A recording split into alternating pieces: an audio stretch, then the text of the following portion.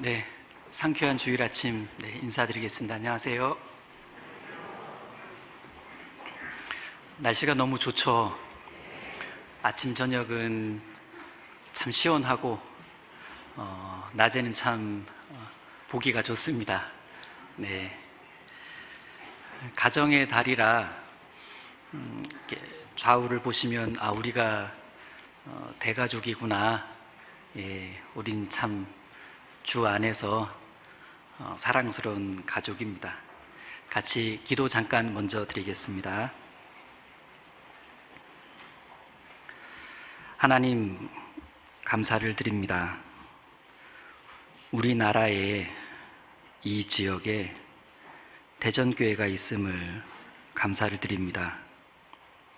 이곳에서 복음이 힘있게 전해지고 또 주님의 자녀들이 믿음과 사랑으로 교제할 수 있도록 은혜 위에 은혜 베풀어 주신 것 진심으로 감사를 드립니다. 우리가 다 하나님 앞에 무익했던 존재들입니다. 그저 허물 많고 죄 많은 비참한 죄인의 운명이었는데 하나님께서 처음부터 우리를 눈여겨보시고 자비를 베풀어 주시고 구원으로 인도해 주시고자 말씀 앞으로 우리를 불러주셨습니다. 잘 몰랐던 성경 말씀이 풀어지는 말씀들로 알아들을 수 있게 되었고, 성경이 하나님 말씀이고 하나님이 살아계신 분이라는 것을 우리가 자연스럽게 이해할 수 있게 되었는데, 나중에 알고 보니 우리가 똑똑해서가 아니라 하나님께서 은혜 베풀어 주셔서 성경을 알아들을 수 있게 도와주셨습니다. 비참한 죄인에게 필요한 것이 구원임을 깨닫게 해주시고, 십자가의 예수님께서 우리의 모든 죄를 다 해결해 주시는 그 감격스러운 장면을 볼 때 큰 죄송함도 느꼈고 큰 감격도 느끼면서 하나님의 자녀로 태어났던 그날을 기억합니다. 교회가 있었기에 구원을 받았고 또 교회가 있기에 지금까지 신앙생활을 해 나갈 수 있음을 그저 주님 앞에 감사의 기도를 드립니다. 모쪼록 주님 만나는 그날까지 우리가 이곳에서 늘 함께 말씀으로 모이고 또 사랑으로 교제 나누면서 아직 하나님을 모르는 이들에게 따뜻한 마음과 강렬한 마음으로 이 복음의 말씀을 전하며 살아갈 수 있도록 주님 도와주시고 인도해 주시기를 부탁드립니다. 우리 대전교회가 날로 날로 하나님 앞에 칭찬받는 교회로 성장할 수 있도록 도와주시고, 그 가운데 복음이 더 많이 확장되고 또 구원의 역사가 크게 나타날 수 있도록 주님, 우리 대전교회를 귀하게 사용해 주시기를 부탁을 드립니다. 오늘 같이 나누는 말씀 가운데에서도 우리 각자에게 필요한 교훈 주시기를 부탁드립니다. 그리고 다가오는 대전도 집회를 위해서도 더 마음을 모으는 시간이 되도록 도와주시길 부탁드립니다. 우리를 사랑하시는 예수님 이름으로 기도드립니다. 아멘. 네, 5월 가정의 달이라 아마 오늘 내일 모레 좋은 계획들이 있으실 텐데 그래도 가까운 가족들의 영혼을 더 돌아보는 시간이 되지 않을까 싶습니다. 그래서 이와 관련해서 오늘은 후회하지 않기라는 제목으로 누가복음 16장을 상고해 보고자 합니다. 자, 우리 누가복음 16장 같이 보시겠습니다.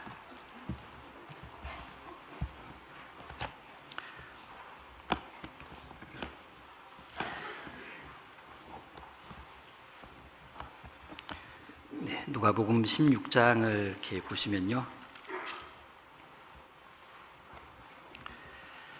이 16장에는 두 가지 이야기가 나옵니다. 앞부분에는 청지기 이야기가 나오고요, 뒷부분에는 부자 이야기가 나옵니다. 자, 오늘은 우리는 이 19절부터 31절까지 나와 있는 한 부자의 이야기를 좀 살펴보려고 합니다. 19절부터 나오는 이 이야기를 보통은 부자와 나사로 또는 천국과 지옥, 좀 자극적인 제목으로는 지옥에서의 전도자, 또는 어느 불신자의 후회, 이런 다양한 제목을 붙이죠. 그런데 이 본문을 가만히 읽다 보면 천국이란 단어도 안 나오고 지옥이란 단어도 안 나오네. 대신 아브라함의 품이라는 표현이 나오고 음부라는 단어가 나옵니다. 그리고 그곳에서 실제 벌어진 사건을 아주 구체적으로 소개하고 있습니다. 오늘 우리는 이 본문을 통해 천국은 이런 곳이겠구나, 지옥은 특별히 이런 곳이네, 좀 실감을 할 수 있을 것 같습니다. 그럼 제가 19절부터 31절까지를 제가 한번 실감나게 천천히 읽어 올리겠습니다. 한 부자가 있어 자색옷과 고운 베옷을 입고 날마다 호화로에 연락하는데 나사로라 이름한 한 거지가 헌대를 앓으며 그 부자의 대문에 누워 부자의 상에서 떨어지는 것으로 배불리려 하매 심지어 개들이 와서 그 헌대를 핥더라. 이에 그 거지가 죽어 천사들에게 받들려 아브라함의 품에 들어가고 부자도 죽어 장사되매 저가 음부에서 고통 중에 눈을 들어 멀리 아브라함과 그의 품에 있는 나사로를 보고 불러 가로되 아버지 아브라함이여, 나를 긍휼히 여기사 나사로를 보내어 그 손가락 끝에 물을 찍어 내 혀를 서늘하게 하소서. 내가 이 불꽃 가운데서 고민하나이다. 아브라함이 가로되 예, 너는 살았을 때 내 좋은 것을 받았고 나사로는 고난을 받았으니 이것을 기억하라. 이제 저는 여기서 위로를 받고 너는 고민을 받느니라. 이뿐 아니라 너희와 우리 사이에 큰 구렁이 끼어 있어 여기서 너희에게 건너가고자 하되 할 수 없고 거기서 우리에게 건너올 수도 없게 하였느니라. 가로되 그러면 구하오니 아버지여, 나사로를 내 아버지의 집에 보내소서. 내 형제 다섯이 있으니 저희에게 증거하게 하여 저희로 이 고통받는 곳에 오지 않게 하소서. 아브라함이 가로되 저희에게 모세와 선지자들이 있으니 그들에게 들을지니라. 가로되 그렇지 아니하니이다. 아버지 아브라함이여, 만일 죽은 자에게서 저희에게 가는 자가 있으면 회개하리이다. 가로되 모세와 선지자들에게 듣지 아니하면 비록 죽은 자 가운데서 살아나는 자가 있을지라도 권함을 받지 아니하리라 하였다 하시니라. 좀 실감 나셨습니까? 아유, 죄송합니다. 실력이 부족해서. 네. 자, 그러면 여기 이 부자의 하소연, 이 부자의 하소연에서 엿보이는 그의 감정은 무엇입니까? 후회 막심입니다. 이 사람은 죽음을 건너간 지 5분도 못 돼서 엄청난 후회를 할 수밖에 없었습니다. 후회가 컸던 만큼 간절함도 컸겠죠. 지옥간 마당에 무슨 간절함이 있을까마는 이 사람은 자기는 이제 이 영원한 지옥 운명에서 벗어날 수 없다는 것을 알게 되었을 때 순간 번뜩 떠오르는 것은 아차, 가족이었습니다. 자기 가족들만큼은 어떻게 해서든 이곳에 오면 안 된다, 오면 안 되는데, 이런 간절한 바람이 있었죠. 그의 바람은 가족으로서의 당연한 바람이었지만 사실 지옥에서의 그 바람은 불가능한 바람이었습니다. 너무 늦은 바람이었죠. 죽음을 건너오기 전에 그 바람을 가졌었더라면 방법은 충분히 있었을 텐데, 문제는 그 자신도 죽음을 건너오기 전까지는 자기가 이렇게 될 줄은 꿈에도 몰랐다는 사실. 정말 안타까운 일입니다. 한편 이 사람이 이 땅에서 어떻게 살았는가를 보게 되면 안타까운 마음보다는 그의 어리석음을 판단할 수밖에 없습니다. 한마디로 이 부자는 자기 하고 싶은 거 싹 다 하면서 살았습니다. 그게 문제였습니다. 인생 중에 반드시 풀어야 할 숙제가 있다는 것을 인지하지를 못했습니다. 그는 성경과 하나님 쪽으로 귀를 완벽하게 닫고 살았습니다. 가장 큰 어리석음이었죠. 또한 그건 가장 큰 악이기도 했습니다. 반면에 나사로를 보십시오. 이 나사로는요, 죽음을 건너간 지 5분도 못 되어서 자기가 얼마나 큰 축복을 받은 사람인가를 실감하게 됩니다. 아브라함의 품에 안기어서 위로와 기쁨, 위로를 얻고 기쁨을 누립니다. 이제는 자기가 이 천국에서 앞으로 영원히 행복하게 살게 될 거라는 걸 알았을 땐 세상에서의 그 힘들었던 기억과 그 어떤 아픈 마음들이 눈 녹듯이 다 녹아버렸을 겁니다.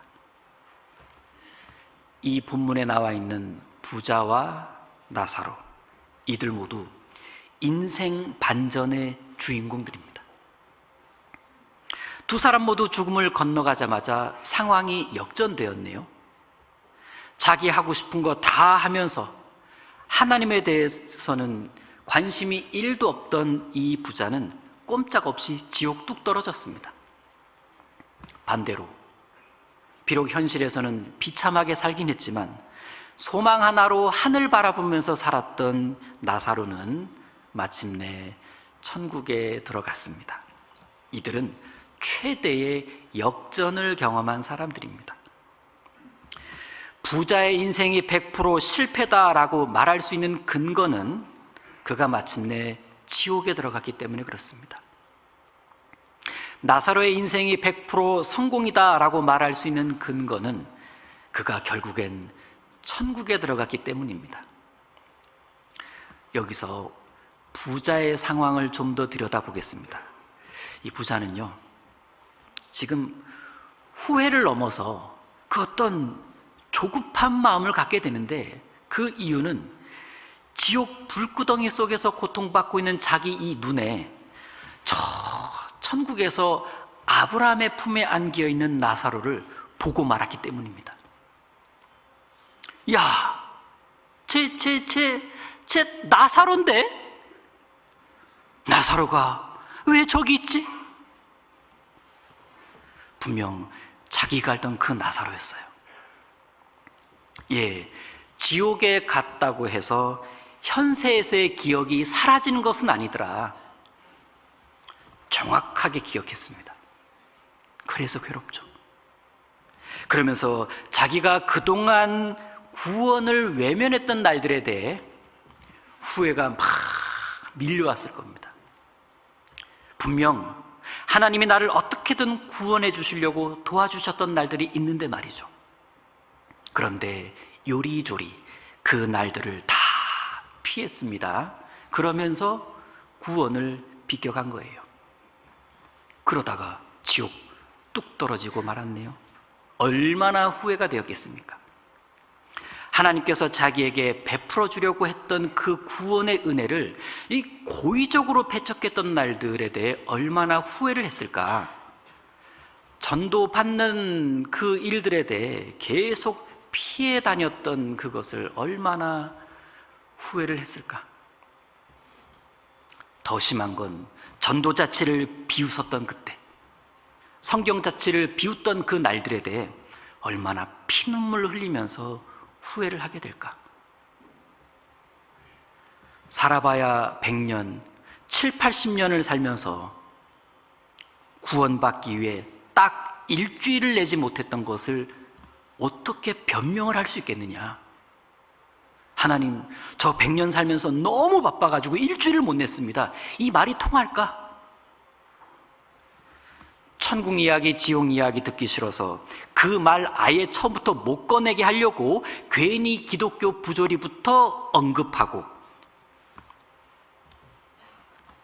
다른 사람까지 못 믿게 하려고 이단 들먹이면서 엉뚱한 얘기로 혼란스럽게 만들면서 결국엔 나도 안 들었지만 그도 못 듣게 만들었던 그 엄청난 죄악에 대해서 얼마나 뼈저리게 후회를 하게 될까?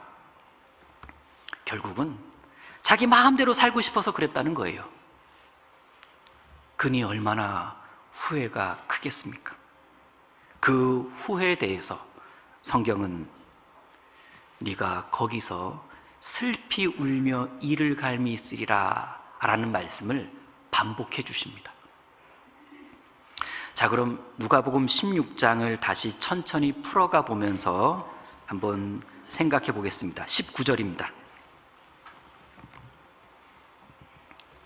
19절만 같이 읽겠습니다. 한 부자가 있어 자색 옷과 고운 베옷을 입고 날마다 호화로이 연락하는데, 그러고 보니 이게 날마다 호화로이 연락 잔치인데, 날마다 호화로운 잔치를 열 수 있는 수준의 부자, 재력가였다라는 얘기입니다. 얼마나 날마다 잔치에 몰두했는지 성경을 배우거나 하나님 뜻대로 사는 쪽에는 관심을 가질 겨를이 없었습니다. 그러니까 이제 잔치하거나 바빴어요. 나는 부자라, 부유하여 부족한 것이 없다 라는 요한계시록 3장 17절 말씀처럼 말이죠. 그러고 나서 20절은 이렇게 시작합니다. 나사로라 이름한 한 거지가, 19절은 분명히 한 부자가 라고 시작하는데 20절에서는 나사로라 이름한 한 거지가, 부자는 부자라고 말씀하시고 거지는 그 이름을 밝히셨네? 일단 실명을 거론하셨다는 것은 지금부터의 이야기는 비유가 아니라 실제다라는 의미입니다. 예수님은요, 비유를 말씀하실 때는 이름 말씀 안 하셨습니다. 왜요? 비유니까. 그런데 이곳 이야기는 앞으로 다소 펼쳐지는 이 이야기는 믿기 어려운 내용일 수도 있겠지만 이건 비유가 아니라 실제다. 그러니 정신 바짝 차리고 들어야 된다. 실제다 하면서 이름을 말씀해 주신 겁니다. 욥기가 그렇죠. 욥기 성경. 욥기 1장을 보게 되면 그 욥에게 재앙이 임하는 이야기가 펼쳐지는데, 그 욥에게 임하는 재앙들을 보게 되면 확실히 현실성은 좀 떨어져요. 하루에 모든 재산이 사라집니다. 하루에. 그날 하루에 모든 자녀가 동시에 다 죽습니다. 게다가 천상에서의 하나님과 사단의 대화는 더욱 현실성을 떨어뜨립니다. 그럼에도 불구하고 하나님은 이 내용이 모두 사실이라는 것을 말씀하시고자 아예 욥기 1장 1절부터 이렇게 시작하십니다. 우스 땅에 욥이라 이름하는 사람이 있었는데 그 사람은, 이렇게 실제 이야기란 뜻입니다. 그러면 여기서 궁금한 점이 생깁니다. 아니, 그럴 거면은 부자의 이름도 얘기해 주시지. 부자의 이름은 왜 말씀 안 해주셨을까? 나사로는 신상이 다 공개되었잖아요. 나사로가 이날 신상이 털렸어요. 근데 부자는 왜 이름을 공개 안 해주셨을까요? 혹시 너무 가슴이 아파서 그러셨던 건 아닐까요? 한 영혼이 지옥 가서 고통받고 있는 것이 하나님께 기쁨일 리가 없고, 너무 가슴이 아프니까 차마 그 이름을 말씀하실 수가 없었던 것은 아닐까. 우리도요, 우리가 사랑했던 사람들 중에 구원 못 받고 돌아가신 분들 계실 수 있잖아요. 우리는 평소에 천국 이야기, 지옥 이야기 할 때 그분들 얘기 못 꺼내요. 왜? 너무 가슴이 아파서 이름 얘기를 못 합니다. 이제 20절과 21절을 같이 읽어보실 텐데, 20절, 21절을 읽고 난 후에 제가 퀴즈 하나를 내겠습니다. 같이 읽겠습니다. 나사로라 이름한 한 거지가 헌대를 앓으며 그 부자의 대문에 누워 부자의 상에서 떨어지는 것으로 배불리려 하매 심지어 개들이 와서 그 헌대를 핥더라. 문제 내겠습니다. 나사로는 평소에 무엇을 먹고 살았을까요? 보통 답은 부자의 상에서 떨어지는 음식이네? 라고 대답을 하실 겁니다. 그런데 정말 그럴까요? 21절을 보시면 부자의 상에서 떨어지는 것으로 배불리려 하매 했지만 심지어 개들이 와서 그 헌대를 핥더라.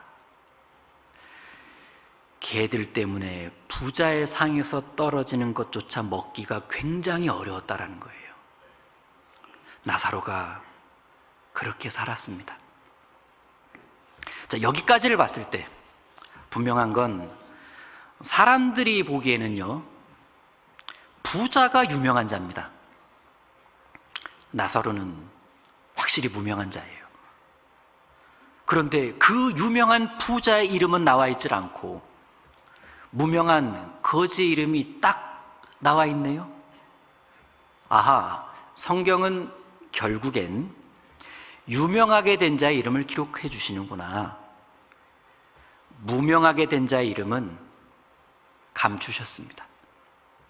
현세에서의 나사로, 그는 무명한 자 같았으나 사실은 유명한 자였던 겁니다. 그리스도인이 그렇죠. 고린도후서 6장 9절 말씀처럼 무명한 자 같으나 유명한 자요, 죽은 자 같으나 보라 우리가 살고 산 자죠. 22절은 이렇게 시작합니다. 이에 그런데란 뜻입니다. 그런데 즉 이제 상황이 완전히 역전되게 되는데 어떻게? 죽음입니다. 죽음을 통과하자 역전됩니다. 22절 같이 읽겠습니다. 이에 그 거지가 죽어 천사들에게 받들려 아브라함의 품에 들어가고 부자도 죽어 장사되매. 죽어 나왔죠? 거지가 죽어 부자도 죽어. 두 사람이 죽었습니다. 아마 비슷한 시기에 죽었을 수 있어요. 극심한 굶주림에 있던 나사로에게는 이 죽음이 예견된 죽음이었을 수 있습니다. 지나가는 사람마다 그랬을 거예요. 오래 못 살아. 아이고, 이번 주 넘길까? 그런데 풍족한 부자에게는 이날 찾아온 이 죽음이 굉장히 갑작스러운 죽음이었을 겁니다. 죽었대. 그 사람이 잘 살고 있었잖아. 세상에. 부자에게 찾아온 죽음은 불예측적이었고 기습적이었습니다. 그것이 죽음의 특징입니다. 우리가 여기서 죽음 하나만 놓고 보면 뭐 거지나 부자나 똑같아요. 그냥 죽었습니다. 그런데 그 다음이 달랐습니다.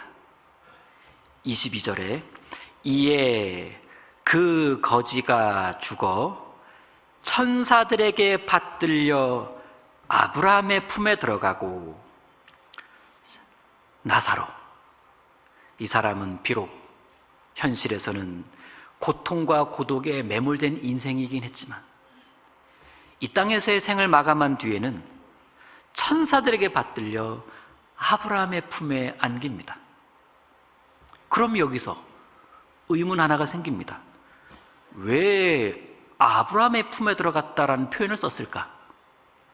일단 당시의 유대인들은요, 의인이 죽으면 세 가지로 표현했습니다.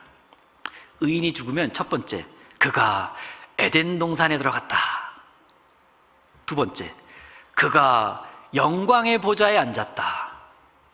세 번째, 그가 아브라함의 품에 안기었다. 다 천국 들어갔다는 표현입니다. 그러니까 여기서의 아브라함의 품은 천국, 곧 낙원을 상징합니다. 뿐만 아니라 나사로가 실제 아브라함을 만난 게 맞습니다.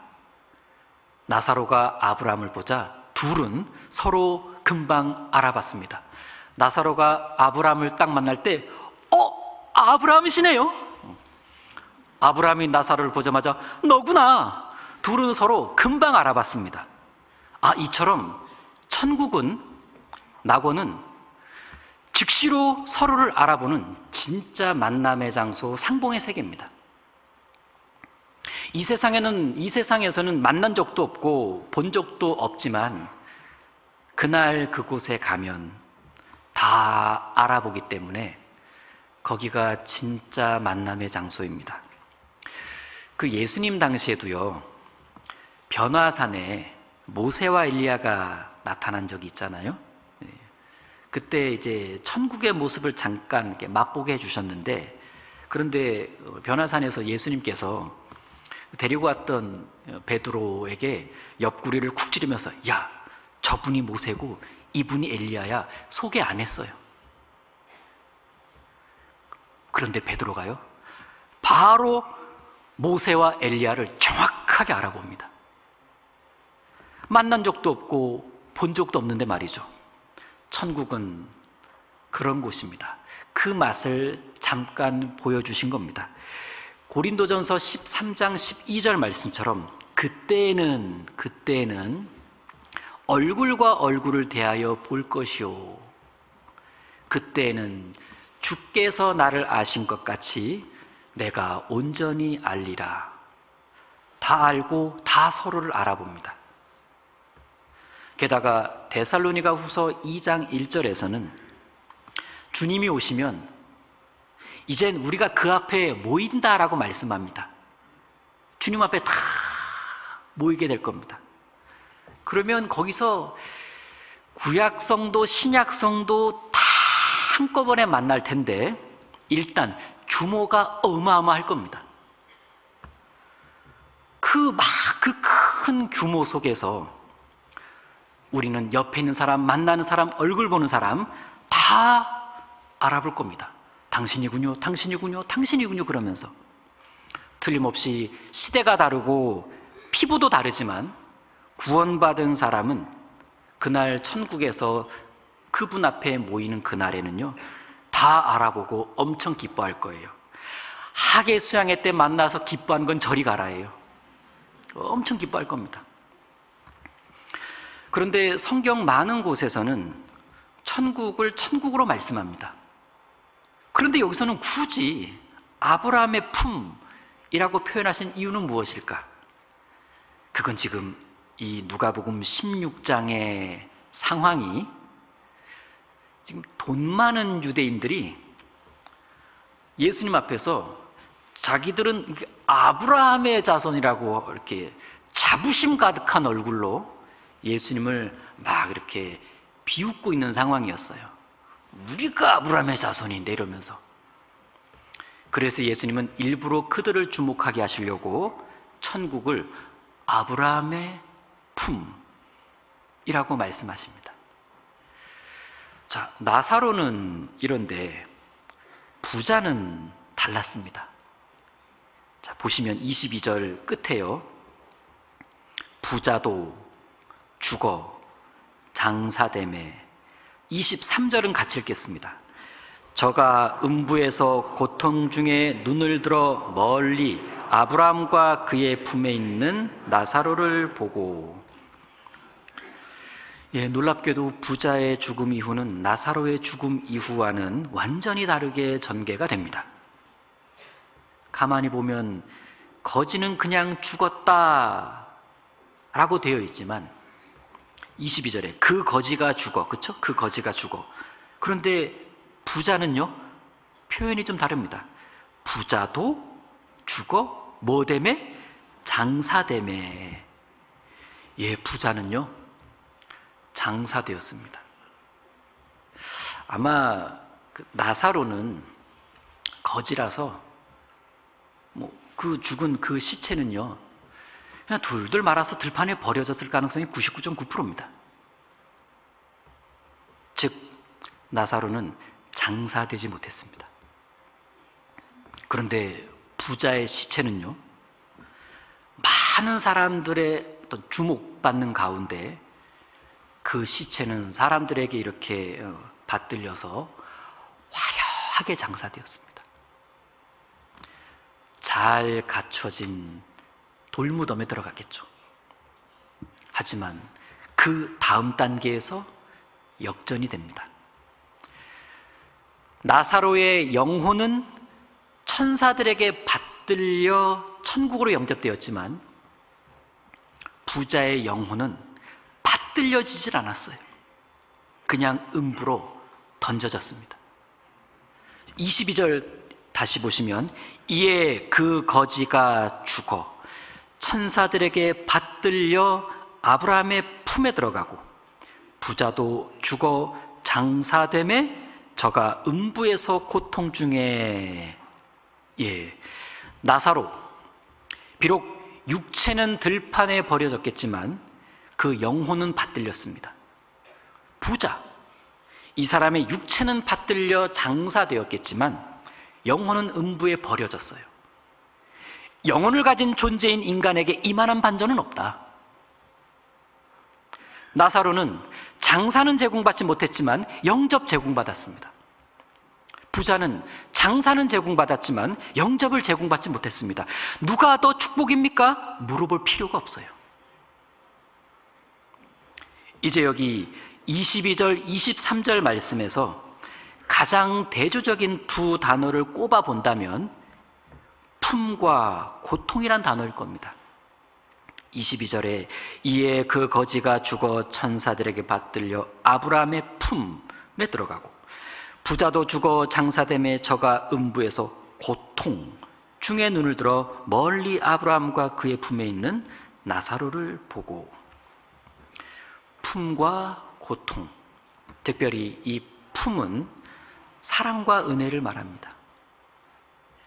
그래서 이렇게 품에 있다, 이건 이렇게 최고의 행복 상태를 말하는데, 이렇게 아기도 부모 품에 있을 때가 가장 행복해 보이지 않습니까? 그런데 이와는 정반대되는 단어가 고통입니다. 사랑도 없고 은혜도 없고 내동댕이 쳐진 거기서의 고통, 최고의 불행 상태가 여기서 고통으로 표현되고 있습니다. 이렇게 고통 중에 있던 부자는 저 위에서 펼쳐지는 놀라운 광경을 보게 되는데, 이 부자가 눈을 쳐들어서 저 위에서 펼쳐지는 그 광경은 뭐였냐? 한마디로 천국잔치였습니다.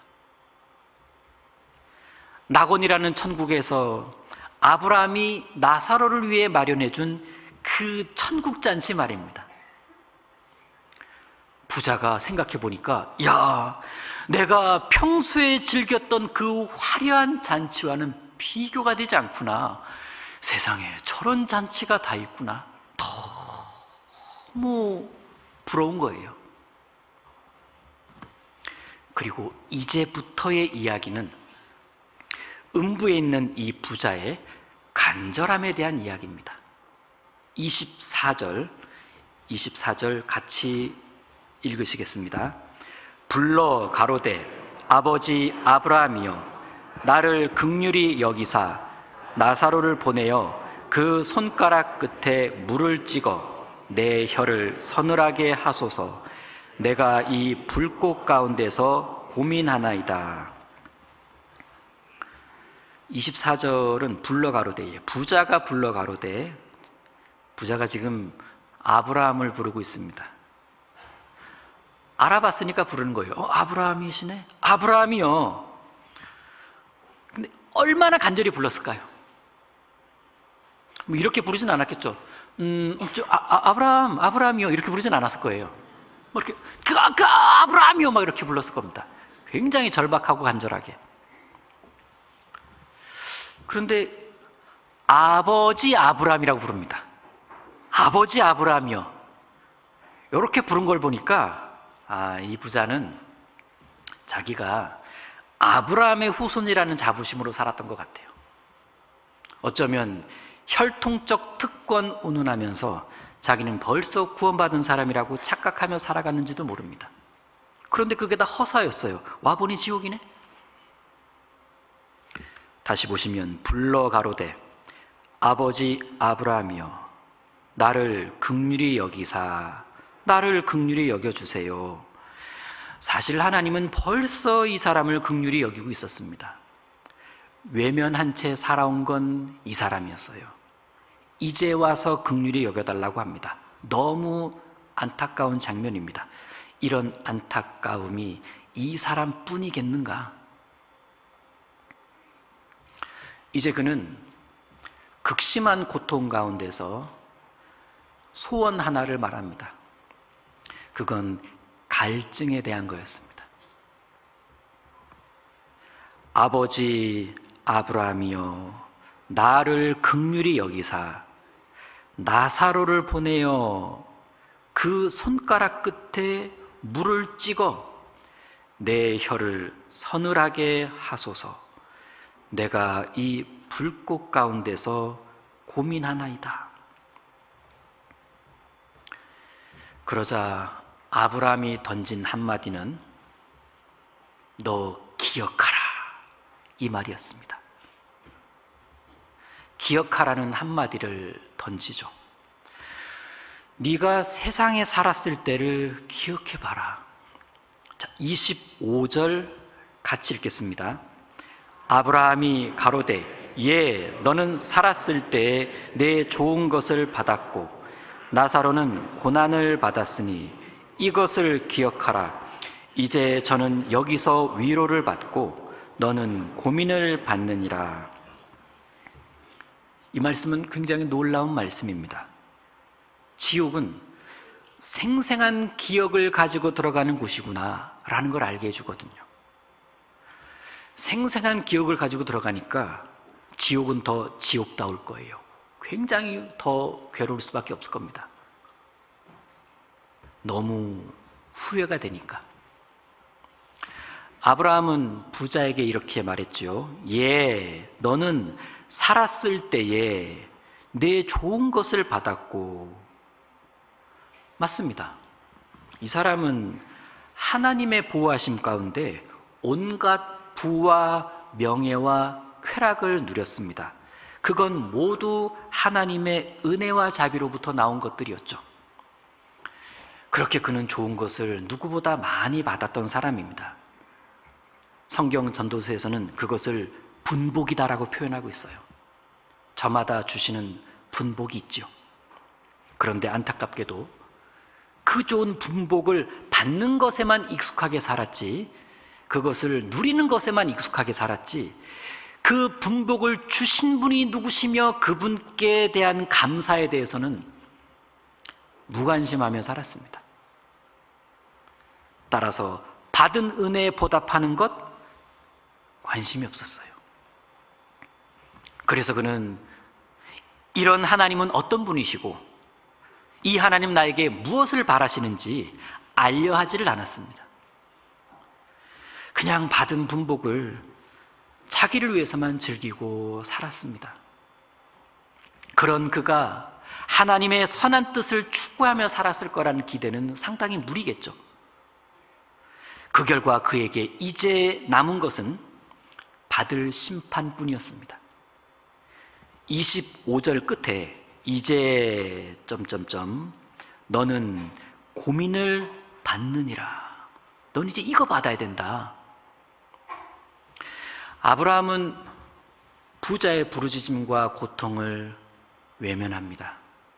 그도 그럴 것이 음부와 낙원은, 천국과 지옥은 서로 오고 갈 수 없는 곳이었습니다. 교통할 수 없는 곳이죠. 26절 같이 읽겠습니다.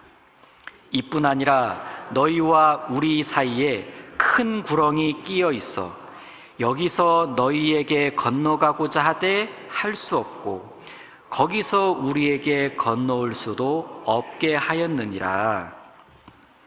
이쯤 되자요, 부자는 이제 아브라함에게 진짜 말하고 싶었던 소원을 말합니다. 그건 전도에 관한 것이었습니다. 27절과 28절 같이 읽겠습니다. 가로되 그러면 구하노니 아버지여 나사로를 내 아버지의 집에 보내소서. 내 형제 5이 있으니 저희에게 증거하게 하여 저희로 이 고통받는 곳에 오지 않게 하소서. 가만히 보면 부자는 지금 그 어떤 공포보다도 더 큰 공포감에 사로잡혀 있습니다. 그건 자기 가족들도 이곳에 오게 될 거라는 공포였어요. 지금 그 공포심에 사로잡혀서 어찌할 줄 몰라 하면서 아브라함에게 간절히 부탁을 하고 있습니다. 모르긴 몰라도 아마 나중에 자기 가족들도 자기가 있는 이곳에 오게 되면 그들이 고통받는 모습을 내가 봐야 되는데, 그럼 자기 자신은 더 고통스럽고 괴로울 거라는 걸 알았습니다. 그래서 결국 자기는 끊임없이 후회의 눈물을 흘리게 될 거라는 것을 벌써 짐작을 하고 있는 거예요. 계속 우는 세계가 지옥이잖아요. 야, 내가 이러다간 계속 울겠구나. 이런 눈물의 후회, 이것이 바로 불신자가 지옥에서 하게 될 가장 끔찍한 후회가 아니겠습니까? 지옥에 간 이 사람이 간절히 원하는 것은 자기 가족들의 구원이었습니다. 왜요? 가장 사랑하는 사람들이었기 때문에 그래요.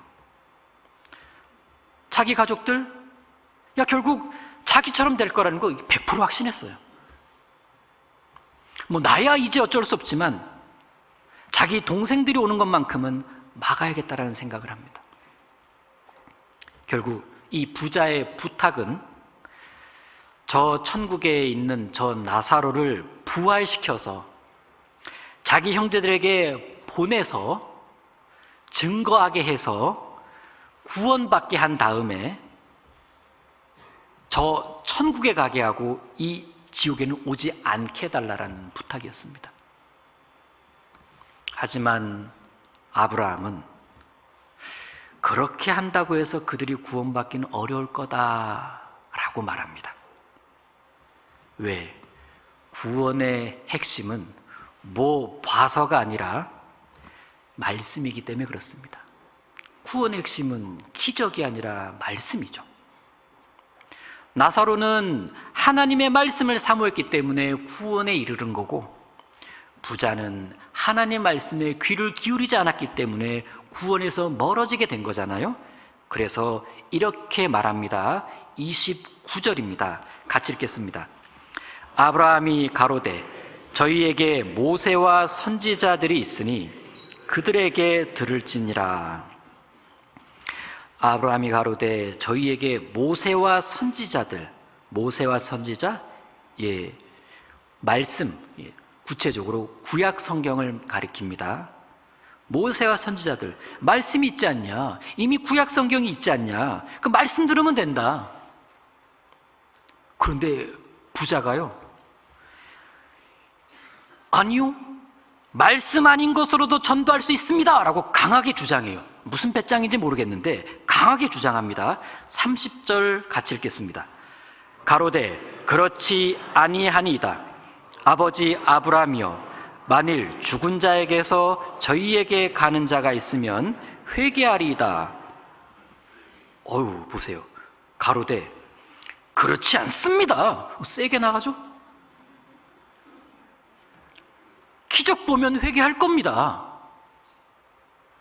이쯤 되자 아브라함이 쐐기 박는 말씀을 해줍니다.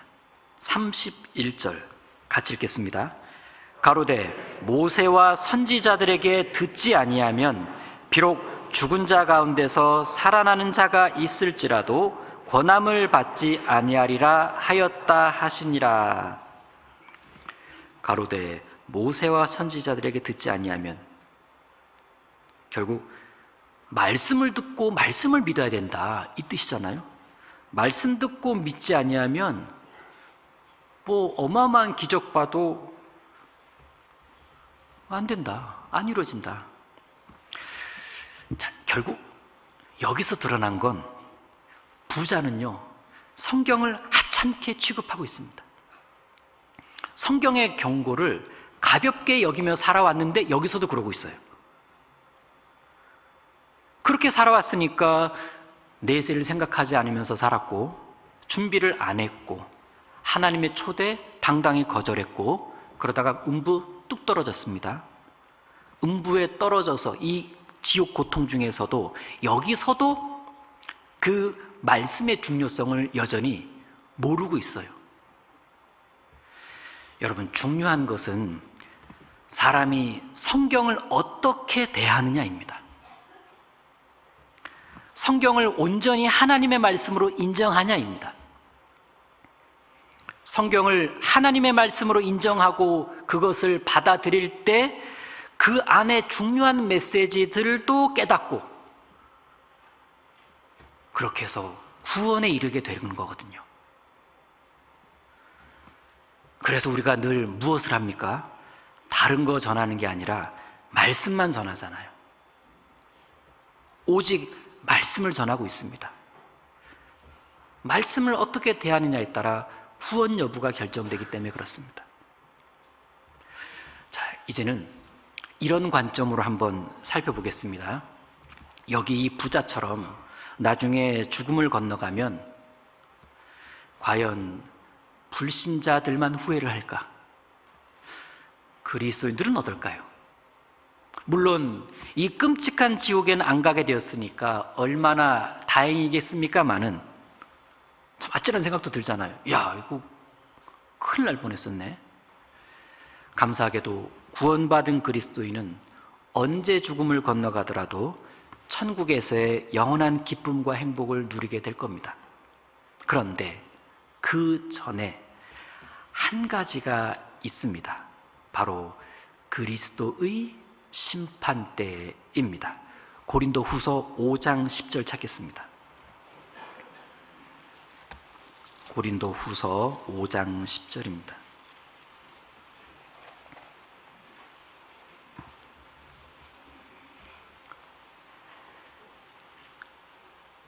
고린도 후서 5장 10절 말씀 같이 읽으시겠습니다.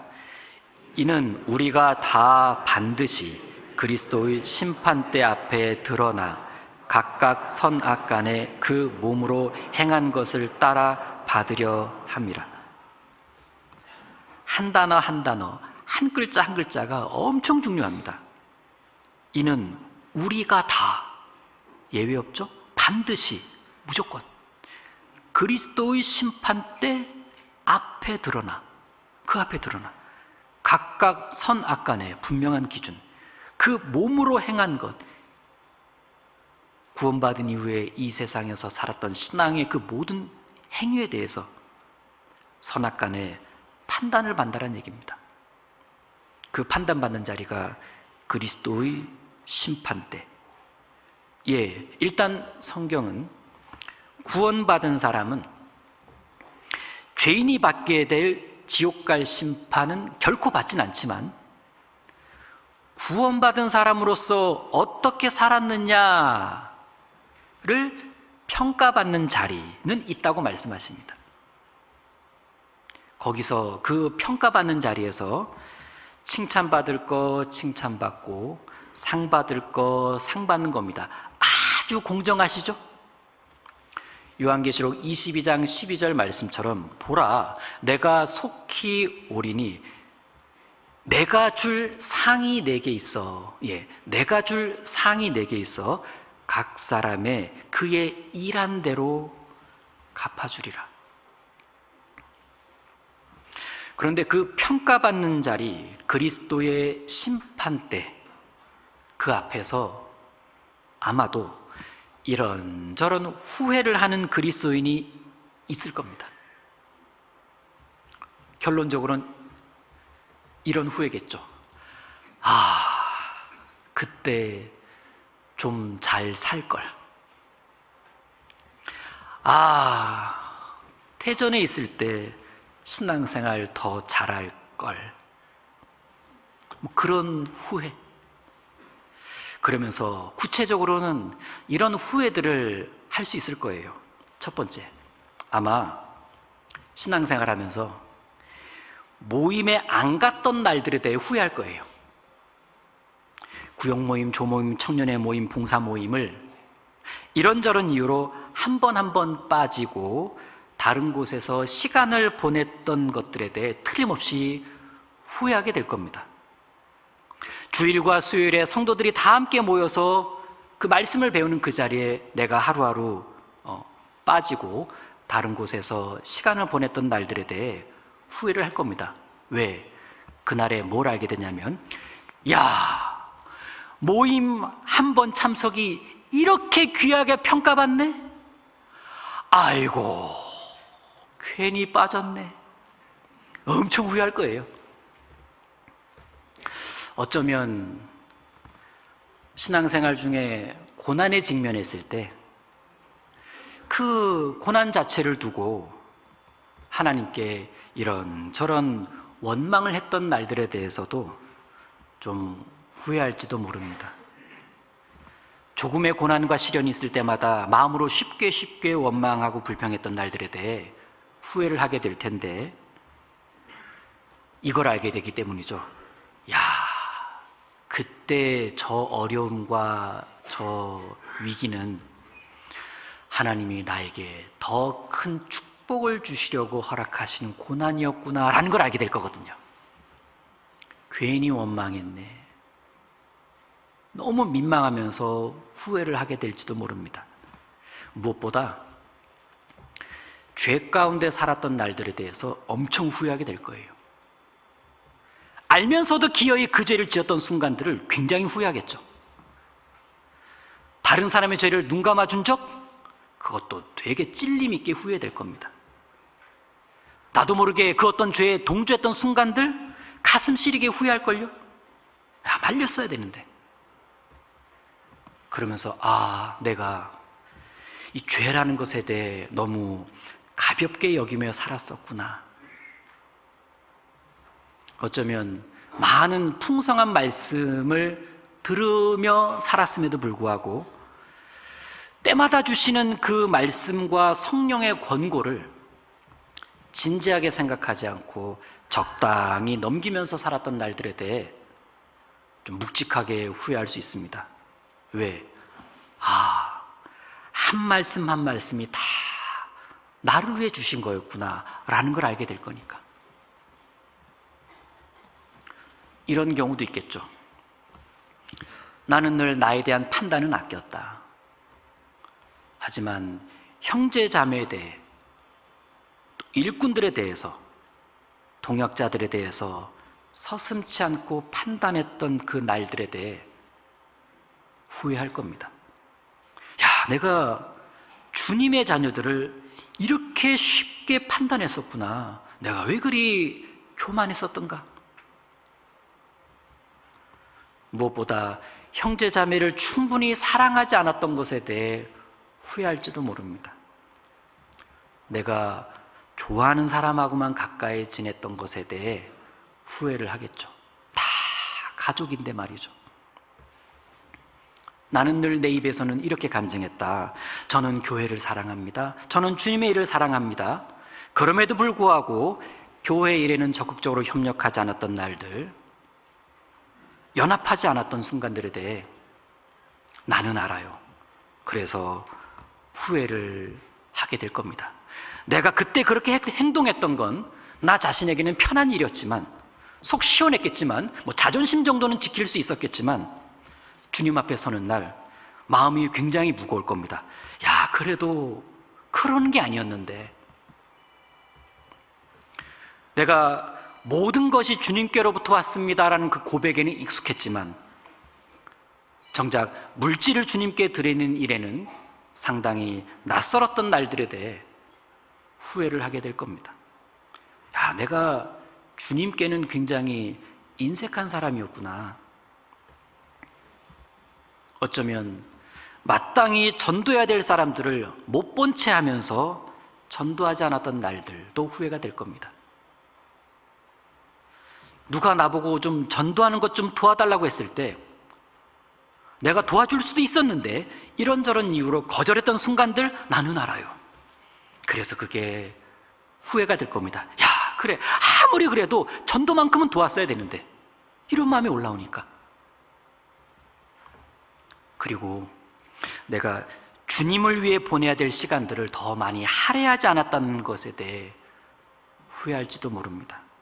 사실 하려면 할 수 있었는데, 괜히 무의미하게 보냈던 그 시간들이 떠오르면서 많이 후회가 될지도 모릅니다. 때로는 내가 알면서도 분명히 알아요. 이럴 땐 이렇게 하면 안 된다라는 거.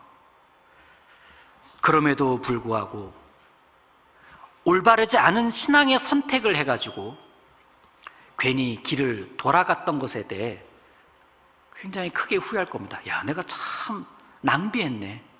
참 낭비했네. 누군가는 내가 좀 배우자와 가족들을 더 아껴줬어야 되는데, 내가 사랑하는 가족들을 좀 더 배려해주고 도와줬어야 되는데 그렇지 못했던 것에 대해 후회할지도 모릅니다. 야, 내가 좀 더 인내하는 게 맞았다.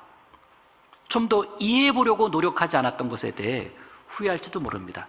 내가 그때 그렇게 잘 했었더라면 좀 더 화목한 가정으로 즐겁게 한 마음으로 주님을 섬기는 예쁜 가정이 될 수 있었을 텐데, 내가 가족들을 좀 더 사랑해 줄 수 있었는데, 이런 후회가 밀려올지도 모르죠. 결국 그리스도의 심판 때는 찾아오고 우린 그날 앞에 서고요, 이런저런 후회를 하게 될지도 모릅니다. 후회할 날이 올 거다. 그럼 그 후회를 막을 수 있는 방법이 있냐? 있죠. 뭐냐? 그건 지금부터 잘 사는 겁니다. 지금부터 잘 사는 거예요. 바로 오늘부터 주님을 섬기는 이 하루를, 교회를 섬기는 이 하루하루를 지금부터 잘 살아가는 겁니다. 그런 면에서 새로운 하루가 시작된다는 건 참 좋은 일입니다. 하루하루가 새로운 시작이잖아요. 기회입니다.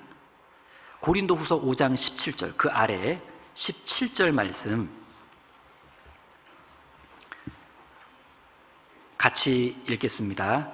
그런즉 누구든지 그리스도 안에 있으면 새로운 피조물이라. 이전 것은 지나갔으니 보라, 새 것이 되었도다. 누구든지 그리스도 안에 있으면 새로운 피조물이라. 이전 것은 지나갔으니 보라, 새 것이 되었도다. 물론 구원받기 전과 후를 말씀하시는 건데, 신앙생활에도 교훈을 줍니다. 오늘 내가 그리스도 안에 있으면 오늘 이 하루를 우린 새롭게 시작할 수 있습니다. 그래서 오늘을 주신 겁니다. 어제는 지나갔어요. 우린 오늘을 지금 살아가고 있는 중입니다. 사람들 중에는 어제 붙잡는 거 좋아하는 분들이 있어요. 어제, 그제, 작년, 20년 전 과거를 붙들면서 과거에서 막 서핑을 합니다. 막 이렇게 과거를 막 살피니까 막 후회와 미련이 눈덩이처럼 불어나서 오늘을 살아가는 데 있어서 이게 발목이 꽉 잡혀가지고 이거 어떻게 해야 될지 모르겠어요. 어제를 붙잡으면 오늘을 치고 나갈 수가 없습니다. 좀 매정한 얘기 같지만 끊어야 돼요. 어제는 어제로 끊고 오늘을 딱 직시하면서 오늘을 어떻게 잘 살아야 될 것인가. 좀 아쉽더라도 어제는 좀 보내주고, 어제는 보내주고 오늘을 새롭게 계획하는 겁니다. 하나님이 기뻐하시는 쪽으로 오늘을 설계해 보는 거죠. 이전 것은 지나갔으니 보라, 새 것이 되었도다. 새로운 날이 주어졌습니다. 이렇게 하루하루를 좋은 기회로 여겨서 지금부터라도 후회 없이 이 하루를 잘 설계하면서 살아간다면 주님 앞에 서는 날 덜 후회가 되겠죠. 어쩌면 기쁜 일을 많이 볼 수 있을지도 모르겠습니다. 그 유명한 복음 전도자 스펄전은 책에서 이런 글을 남겼습니다. 그대로 읽어 올리겠습니다.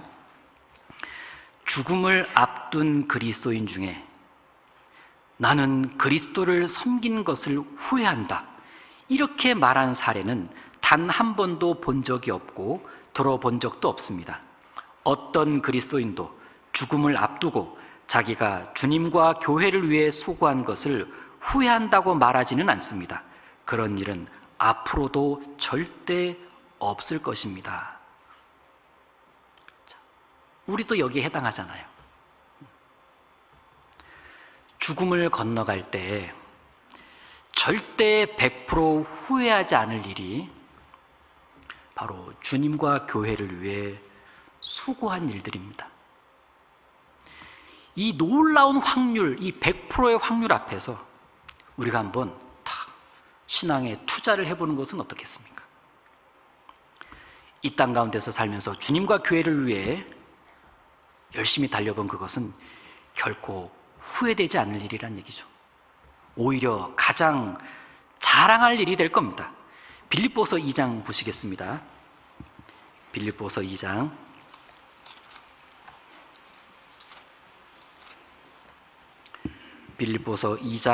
16절입니다.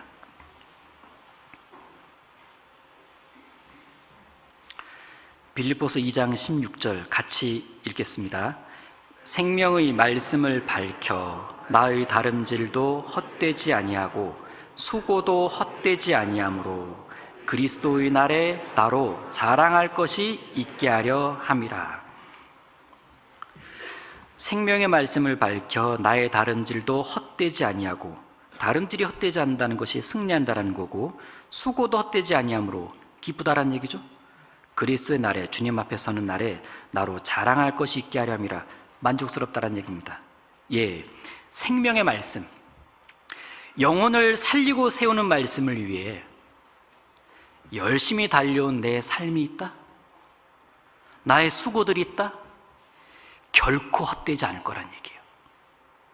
오히려 그 시간들이 나중에 그리스도의 날에, 그리스도의 심판대 앞에 서는 날에 후회가 아닌 자랑거리가 될 거란 뜻입니다.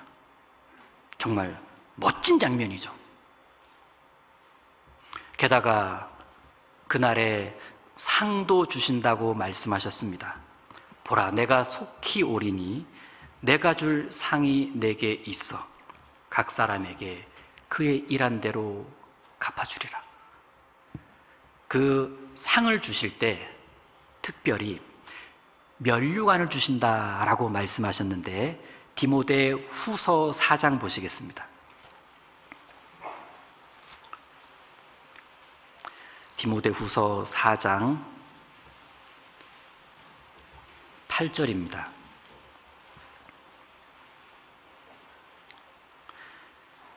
디모데 후서 4장 8절 같이 읽겠습니다. 이제 후로는 나를 위하여 의의 면류관이 예비되었으므로 곧 주 의로우신 재판장이 그날에 내게 주실 것이니 내게만 아니라 주의 나타나심을 사모하는 모든 자에게니라. 바울 사도의 고백인데 끝에 그날에 내게 주실 것이니 내게만 아니라 주의 나타나심을 사모하는 모든 자, 주의 나타나심을 사모하는 모든 자, 우리 아닙니까? 우리도 주님께서 예비해 두신 면류관을 받게 될 거다. 자, 한 번은요, 어떤 목사님께서 이제 성도들 앞에서 어떤 설교를 했냐면, 장차받을 상과 면류관이라는 주제로 쫙 설교를 하셨습니다. 그 설교를 쫙 하고 나서 단상에서 내려왔는데, 성도 한 분이 목사님께 탁 다가오는데 발걸음이 예사롭지 않아요. 탁 달려오는데 목사님 딱 붙잡고, 목사님이 하나님의 일을 하시는 건 정말 면류관을 받기 위해서인가요? 질문이 예사롭지 않습니다. 목사님 예, 저는 면류관을 받기 위해 일합니다. 네? 목사님, 저는 그 말씀에 실망했습니다. 저는 목사님께서 그냥 주님을 사랑하는 순수한 마음으로 주님의 일을 하는 줄 알았습니다. 그러자 목사님께서 다음과 같이 대답하십니다. 혹시 제가 앞으로 그 면류관을 받으면 그거 어떻게 사용하실지 알고 계신가요? 네? 면류관을 사용한다고요? 무슨 말씀이에요? 예, 저는 주님께 받은 그 면류관을 다시 주님의 발 앞에 탁 던져드릴 겁니다. 예? 면류관을 던진다고요? 자, 그러자 목사님께서 이분에게 요한계시록에 딱 3개의 구절을 찾아줍니다. 보시겠습니다. 요한계시록 4장입니다. 요한계시록 4장, 요한계시록 4장을 가게 되면 3장과 4장은 확 갈라지죠. 3장과 4장은 무대가 달라집니다. 3장까지는 지상에서의 7교회 시대가 소개되어 있고, 4장부터는요 7교회 시대가 끝나고 천상으로 들림받는 교회 이야기가 시작되는데, 4장 4절을 같이 읽겠습니다. 또 보좌에 둘려 24보좌들이 있고 그 보좌들 위에 24장로들이 흰 옷을 입고 머리에 금 면류관을 쓰고 앉았더라. 24장로들이 면류관을 받는다라는 말씀인데, 여기서의 24장로들은 구원받은 신구약 모든 성도들을 대표하는 표현입니다. 그들이 면류관을 받는다는 건 이 시대에 구원받은 우리도 장차 그 면류관을 받게 될 것을 말하죠. 자, 그래서 면류관 받네, 이거. 다음 10절을 넘어가서 보시면 여기가 또 중요합니다. 10절 같이 읽겠습니다. 24 장로들이 보좌에 앉으신 이 앞에 엎드려 세세토록 사시는 이에게 경배하고 자기의 면류관을 보좌 앞에 던지며 가로되 아니 받고 싶어서 받았는데 면류관을 이거를 또 보좌에 앉으시니 주님 앞에 이 면류관을, 보좌에 앉으신 주님 앞에 면류관을 탁 던지는 겁니다. 집어 던지는 게 아니에요. 탁 멋있게. 그럼 궁금한 점이 생깁니다. 왜? 그 좋은 걸 왜 던지냐? 얼마나 받고 싶었던 면류관인데 이걸 왜 던지냐? 19장 가면 알게 돼요. 19장입니다.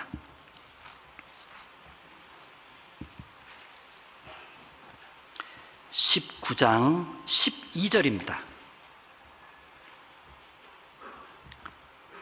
19장 12절 같이 읽겠습니다. 그 눈이 불꽃 같고 그 머리에 많은 면류관이 있고 또 이름 쓴 것이 하나가 있으니 자기밖에 아는 자가 없고. 자, 여기서 중요한 것, 그 눈이 불꽃 같고 주님이십니다.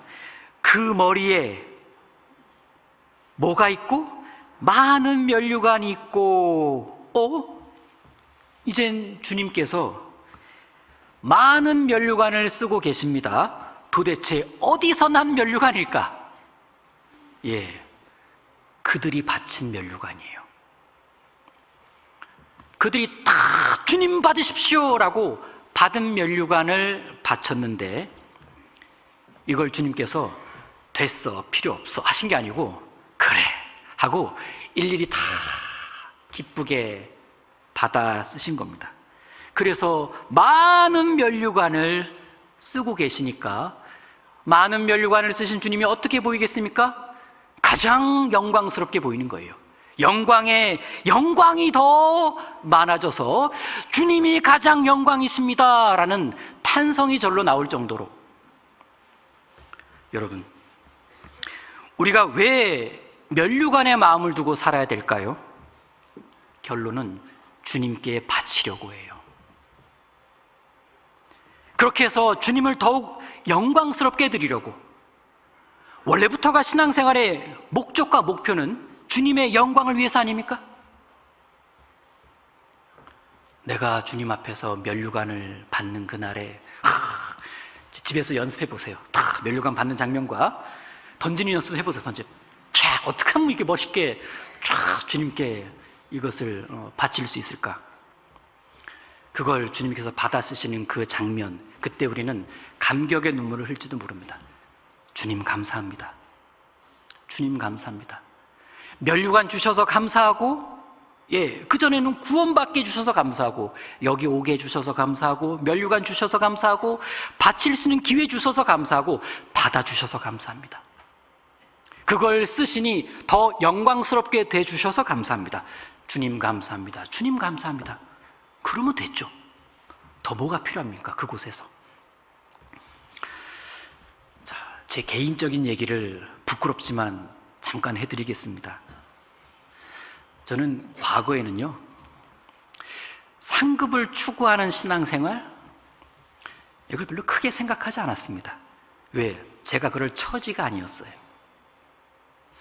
저는 구원 받고 이래 얼마 뒤에 교제를 좀 떠났습니다.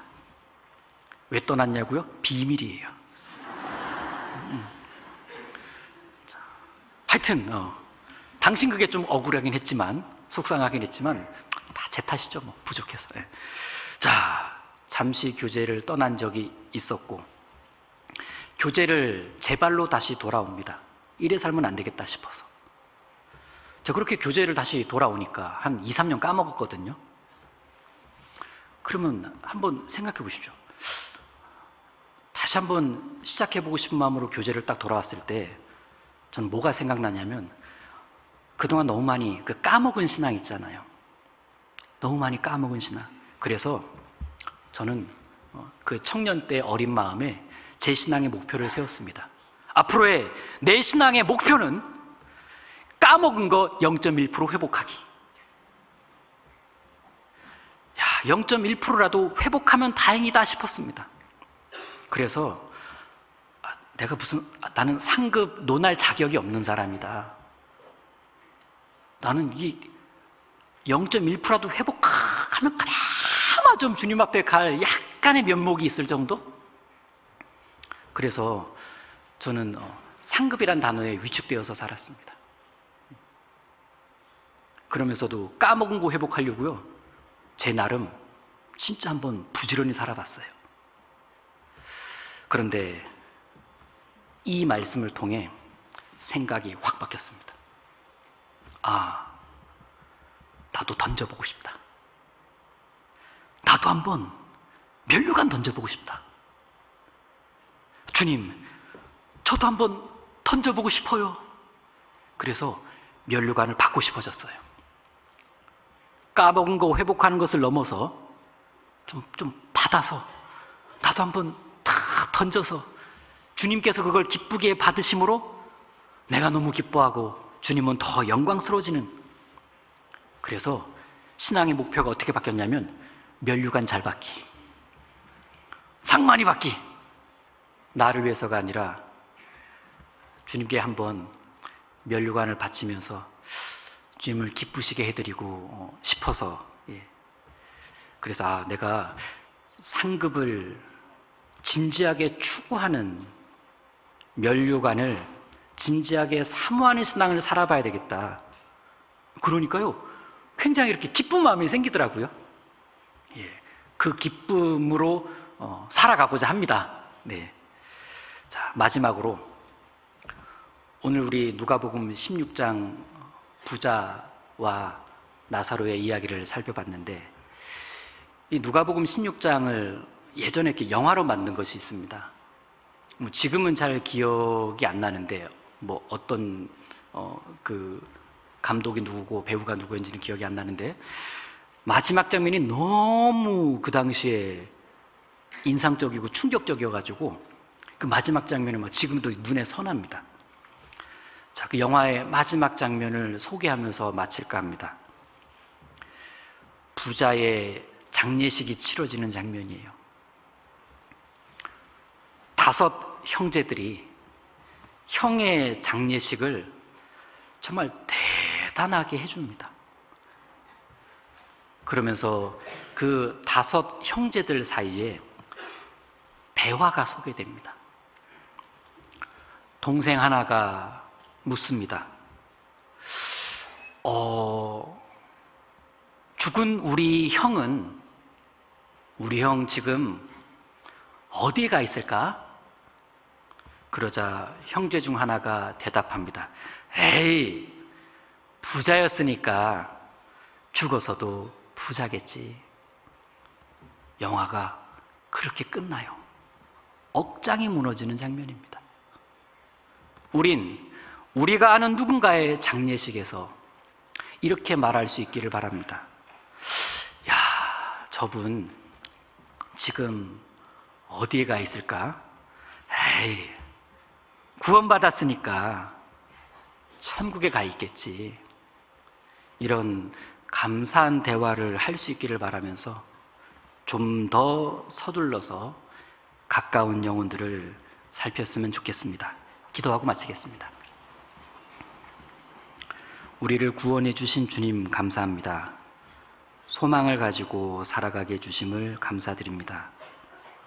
천국이 현실이 될 그날을 기다리며 이 땅에서 우리가 복음 전하는 일과 서로 사랑으로 교제하는 일에 교회 안에서 최선을 다하며 살아갈 수 있도록 주님 도와주시기를 부탁드립니다. 부디 마음이 무뎌지지 않도록 도와주시고, 혹 열정이 식을 때 함께하는 동역자들의 불붙음으로 말미암아 또다시 마음이 일어날 수 있도록 도와주시고, 교회가 때마다 계획하는 귀한 집회들이 그저 늘 찾아오는 행사가 아니라 한 영혼에게는 사활이 걸린 문제라는 것을 깊게 생각함으로 내가 전도하든 누가 전도하든 최선을 다해 함께 할 수 있도록 도와주시길 부탁드립니다. 가정의 달에 더 가까운 가족들을 살펴보고 함께 따뜻한 시간들을 보내는 그런 계획들을 허락해 주시고, 우리 모두가 화목한 가정, 화목한 교회로 주님 앞에 기쁘게 살아갈 수 있기를 바랍니다. 감사드리며 예수님 이름으로 기도드립니다. 아멘.